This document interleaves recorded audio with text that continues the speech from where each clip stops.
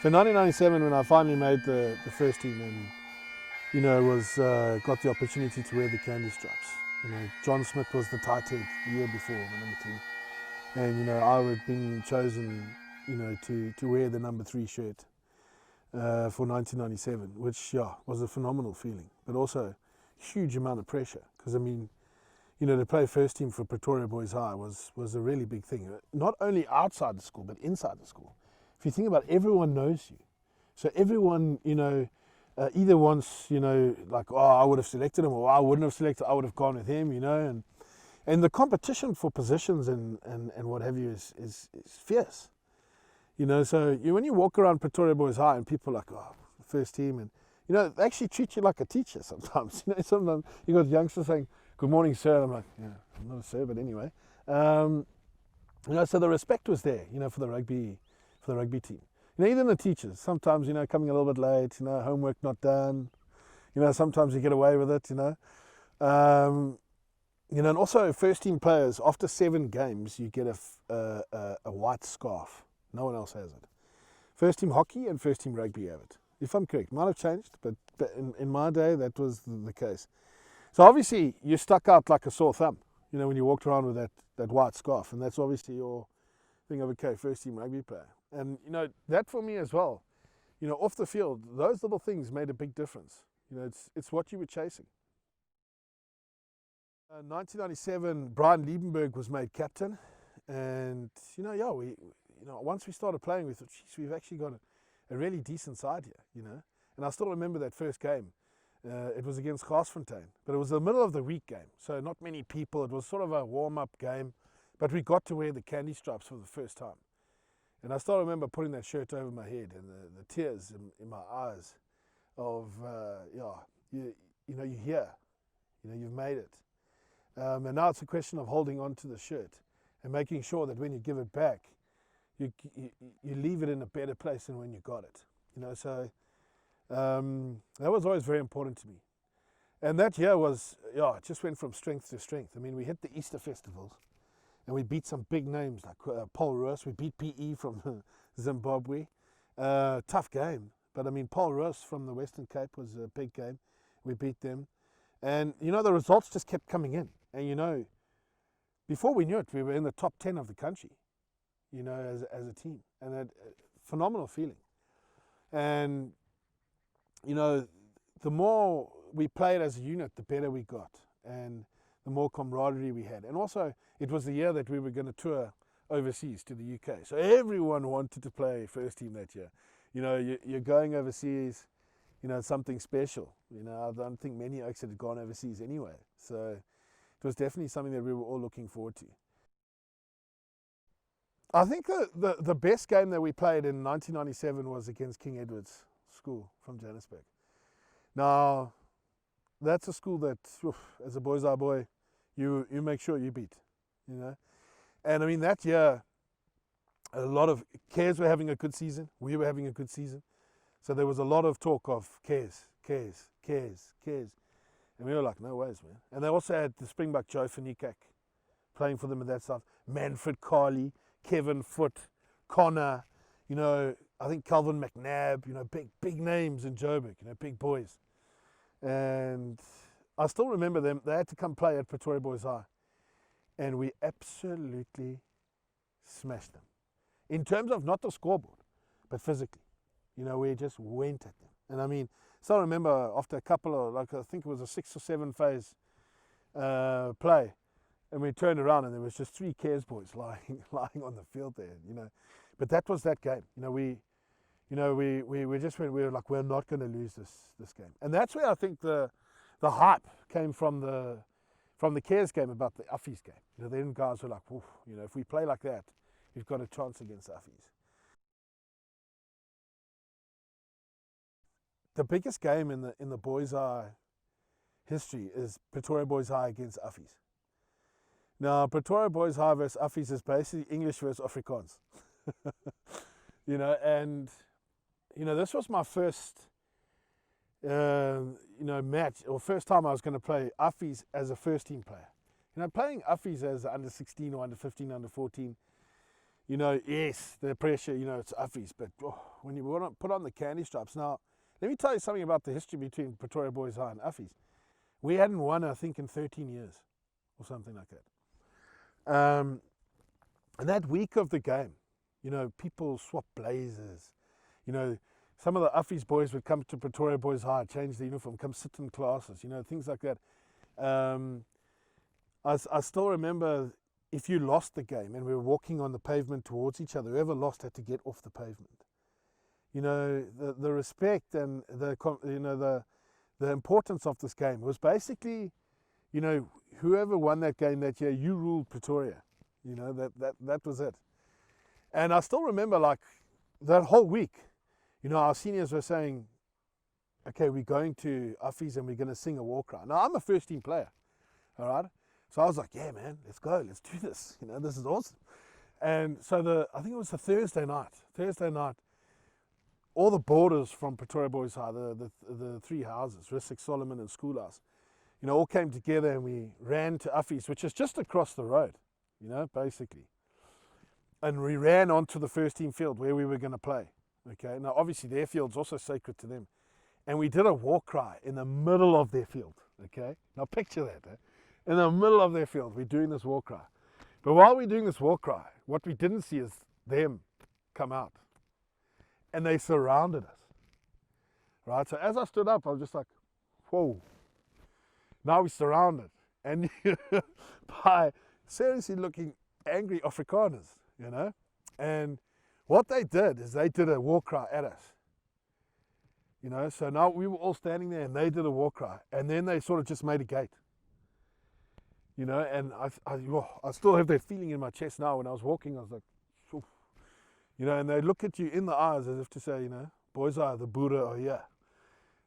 And, so that was my experience to that game. And then, Friday came, all the newspapers talking about this game. Boys Eye, Uffies, both top 10 schools. Boys Eye pipped to win. We had a sports psychologist the whole week. Scenario training, it was like next level, All the little 1%ers, became important. And so Saturday of the game, we arrived there and I had a new Walkman, tape cassette. I don't know, probably some people don't even know what that means. But, I had all my tunes on it, and I was sitting there watching the third team, the second team under 16As. And by the time it got to the second team game, that's like an hour and a half before kickoff, then we disappear from the field. The coaches take us away. So you don't actually, you still, all the other games are happening. So you don't actually see how many people there are, And so we were warming up behind prehabs. All you can hear is the noise, and it's getting bigger and bigger and bigger and louder. And I was just like, man, standing in the circle, Brian was like, this is our moment. This is when we take it. You haven't won this game, and we're going to do this. We've prepared so much. This is our year. And we all believed it. And then walking down the tunnel, man, I was not ready for that. Walking down that tunnel, if you can imagine, all you can see is grass, but then just people. And Uffies have got massive stands. There was 25,000 people at this game. Because it was, the first time that people thought Boys High were going to win this game. And I walked out, and I tell you what, walking down that tunnel, I peed in my pants just a little bit. I was like, yo, this is, And then you got in front of the school, and when you're going to war, you can see the boys already. And we sang our school song, which I don't remember, it's a blur. And got onto the field, and this was quite an embarrassing moment because got on the field, first scrum, Edward Kutsia, the Sharks prop, who played Super Rugby. Now he was an Uffies boy. Now I'm scrumming against him. I'm the youngster, he's the senior. First scrum, as we hit, I had a little vomit. Bit of nerves, I had a little vomit. And he was pretty pissed off with me, like, bro, what's that? I still remember I was like, yes, I have to do something. I have to do something to get my dignity back. So the next time, he was wearing a scrum cap. Grabbed a scrum cap and I pulled it around his head. Well, he came up swinging and whatever, and everyone rushes in. And the referee was the famous referee, Tupper Henning. Tupper Henning gave us both yellow cards. But in those days, yellow cards, you didn't really go off the field. So it was just a warning. But then I was in the game. So once that happened, I was in the game. And, at halftime, we were actually winning the game. We were winning, and everyone thought, this is it, Everyone was going mad. But then, unfortunately, Affie's just like the All Blacks in the last quarter of the game. Ran away with it a little bit. But what a fantastic experience.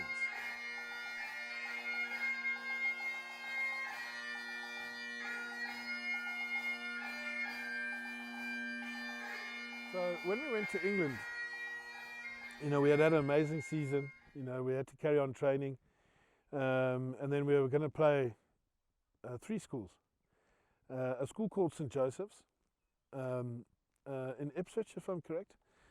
The famous school called Rugby, where rugby so-called started. And then our brother school in the UK, Harrow.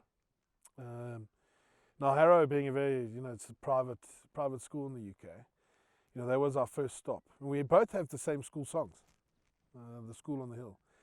And, when we got there, amazing. The UK was, none of us, I don't think any of us had been overseas, so this was, eye-opening. When we landed in the UK, the first thing everyone did was, there's no McDonald's in South Africa. So everyone's like, McDonald's. We're going to McDonald's and we're drinking Dr. Pepper, which was terrible. I don't know why everyone likes that so much. Anyway, so we arrive at McDonald's. Now there's what, about 40 of us, eh? I still remember the lady's face. So the one teacher says, we'll have 120 Big Macs and or just 120 Big Mac meals. She's like, 120 Big Mac meals. She's like, yeah. And she's like, for who? It's like, for them. And we're all standing there just like, yes, So that was our first morning in the UK. And I mean, the UK was fantastic. We won all our games quite comfortably. And I mean, touring, going to museums. I still remember Buckingham Palace. We're standing in Buckingham Palace and they've got laser beams to protect the paintings. And it was like a joke for us to put our hand through and the whole alarm would go off and everyone would come running. And, it was quite a mission to see who wouldn't get caught, But there as well, I think that's also where we as a group became, so much closer. Also with the teachers and the masters and what have you, it was a phenomenal experience. And the one story that sticks out for me in the UK tour was we were playing against Rugby, the school called Rugby. And they were quite arrogant, I must say, when we arrived there. And very chirpy. Now, Brian Liebenberg was playing centre for us, our captain that, played for France. And he's standing in the centre and someone in the crowd said, number 13, you look like you're 40. Is your child playing as well? All that sort of stuff, Like quite, and I still remember we called a move and Brian said, no, cancel, give me the ball. So I was like, okay, what's this about? He said, give me the ball. And why he said that was because the other centre was laughing at what the guy was saying, but also sort of told him again, like, yeah. So he got the ball and ran.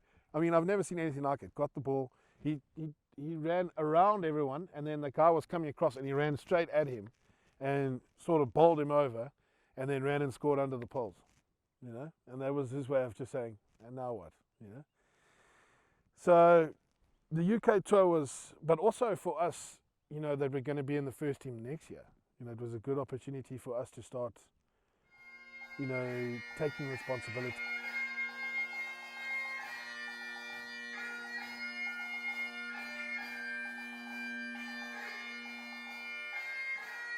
People expected a lot from us from the previous year, which unfortunately in 1998 turned out to be, the year that never happened. I mean, there were some great moments, which were fantastic, but there were also some extreme lows. I mean, the Easter festivals were really sad because, we actually got a lot of abuse from our own fans because we weren't performing, which is, sometimes you think rightfully so, but also you must remember we're only schoolboys. And you know, that pressure of, you know, not living up to the previous year was quite difficult. It was quite tough, especially for myself individually. I took it, you know, quite personally, and it affected me in my performance and my attitude to how to do things. So it was definitely something that it's sad that it never happened. It's also another experience that helps you grow as a person, you know, and you have to learn from those experiences. But 1998 had some great ups. I mean, the Michaelhouse tour. Now, you know, what's lovely about, you know, playing for Pretoria Boys High, we used to rent out a whole train and used to go play a school in another part of the country, whether it was chess, squash, tennis, hockey, rugby. We'd fill a train and we would go down there. And I still remember going to Michaelhouse. Now, Pretoria Boys High is not known for its food.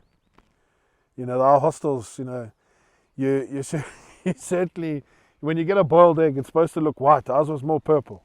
You know, the guy cooked it for a day, I think, you know. You know, the food was edible and it did its job. I mustn't be too harsh. But I think when we went to Michaelhouse, you know, the morning we arrived, they got off the train. We were like, oh, boys, let's go get some brekkie. And, you know, cruised into the school. And I was like, oh, okay, this school looks nice. Into the breakfast hall. Now, it looks something out of a 5-star hotel. You know, I walked in there, I was like, there's a buffet. I mean, fresh fruit, fresh yogurt, mueslis, you know, everything you can think of, there was there. So yeah, obviously we've got our trays and we're like, you know, piling on the food. And I remember getting to the chef and the chef was like, morning, how many eggs would you like and how would you like them cooked? And I was like, yay, this is next level. This is where you pay the dollar. But, you know, I still think we lost that game to Michaelhouse simply because they overfed us. Okay, so another highlight for 1998 was the draw against Uffie. So, you know, again, you know, we had been called in by the headmaster as a first team rugby team and actually sat down and, you know, there was concerns about our performances. I think we'd lost 4 in a row or whatever. And, you know, Uffie was coming along and, you know, we were playing them at home this time. You know, so everyone was a bit concerned, you know, that this was going to be a whitewash, you know.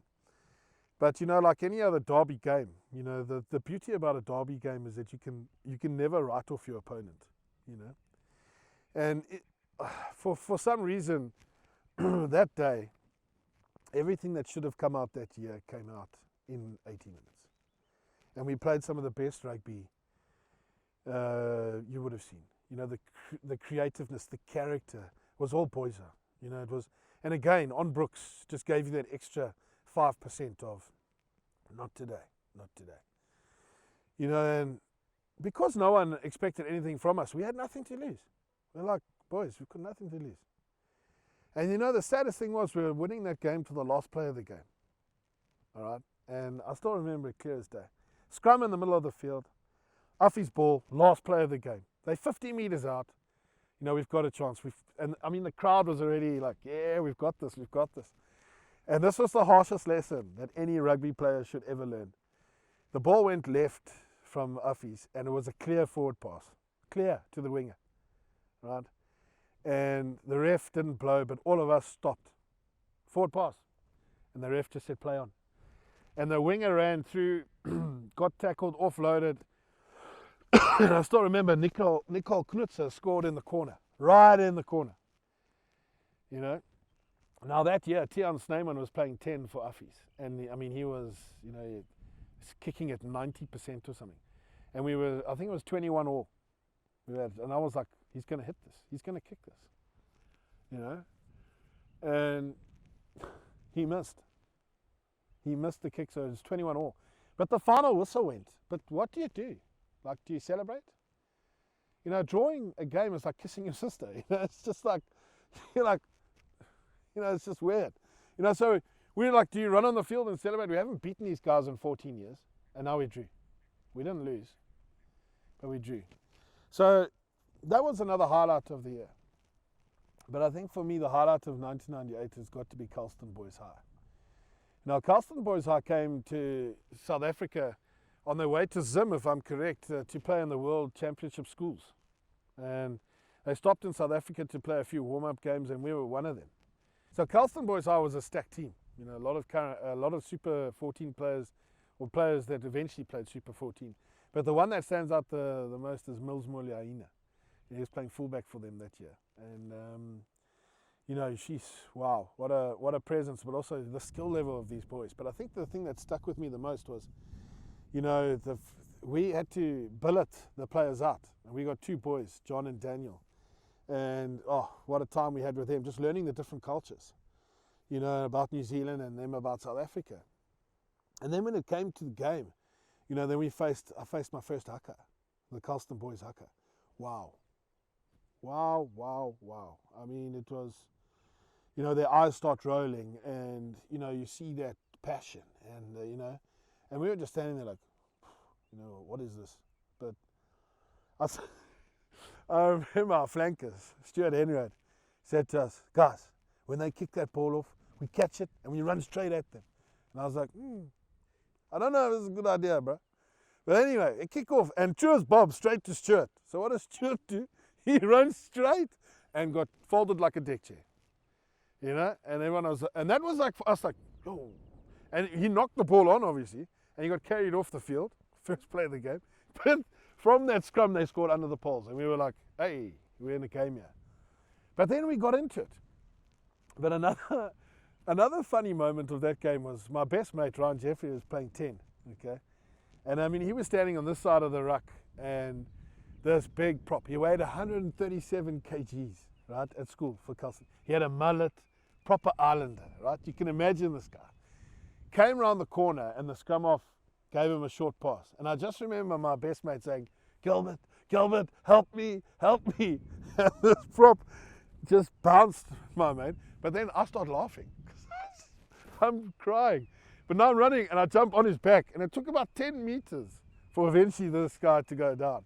I mean, it was an experience and a half. Yeah, you know, when I think back about my time at Pretoria Boys High, I mean, it's definitely the time of my life, really, where I think, you know, most kids always think about, when I grow up, I want to do this. But now I'm thinking, geez, I wish I could go back to those times. You know, because, you know, Pretoria Boys High wasn't a school. It was a way of life.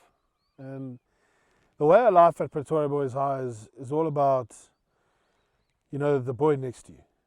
Not only yourself, but the boy next to you. And, you know, how you interact with each other, respect, you know, discipline, you know, all the sort of values that rugby, you know, is all about. Boys High epitomizes that. And, you know, thinking back, I mean, what an honor. What an honor and a privilege to be given such a great foundation or springboard to go into real life or into adulthood. I think, you know, I owe a lot to Pretoria Boys High, but I also owe a lot to the people of Pretoria Boys High. You know, also all my peers and the teachers and even myself for that experience, I think, and embracing it. You know, Pretoria Boys High, I always taught you, is like, you know, you've got to do things. You've got to be involved. You've got to actively take ownership and responsibility in society. And I think that's what a Boys High boy is all about. You know, we were encouraged always to play an active role in, whether it's bridge, whether it's music, whether it's culture, whether it's arts. You know, there was everything that you could think of Boys High could provide for you. You know, so there was definitely no reason why you couldn't be successful. And I think that's why, for me, the biggest thing was, you know, don't take things for granted. And if I look back at myself, there were three things that I think you should never take for granted. And that's your talent, time, and love. You know, I think if I look at myself and my talent, I definitely think that, looking back, I could have done so much more with my ability. And it's really unfortunate that I didn't do that. At the same time, it's also made me who I am today. You know, so I need to appreciate that. But also, you know, time. I think, you know, the time you have, whether it be with loved ones at a school or, you know, in another country, experiencing a different culture, the time you have is precious. Make sure you use it. You know, never take it for granted. And then lastly, obviously, love. I think, for me, your loved ones, your friends, your family, but also, maybe your wife or your girlfriend or whatever, I think is something that we should always make sure that we never take for granted.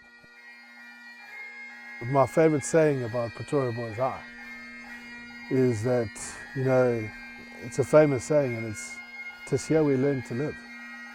And it's so true, because we definitely learned how to live, and we're still living through the school now. Even being old boys, being actively part of the school, 'tis here we learn to live.